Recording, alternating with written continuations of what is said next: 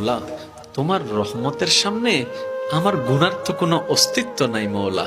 আমার গুনাহ না হয় পাহাড় পরিমাণ হবে, বেশি থেকে বেশি আসমান পরিমাণ হবে, না হয় পুরা পৃথিবী পরিমাণ হবে। তোমার রহমত তো অগণিত, তোমার রহমত তো অসীম, তোমার রহমত তো আনলিমিটেড। এবার রব্বে করিম বলে, তাহলে ঘাবড়াস কেন, তাহলে মন ছোট করস কেন? আরে গুনাহ করেছো তো করেছো, কি হয়েছে?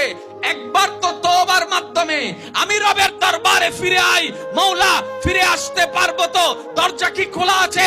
রব্বে করিম বলে, মরণের আগ পর্যন্ত, কিয়ামতের আগ পর্যন্ত, সূর্য পশ্চিম আকাশে ওঠার আগ পর্যন্ত দরজা খোলা আছে, দরজা খোলা আছে, দরজা খোলা আছে।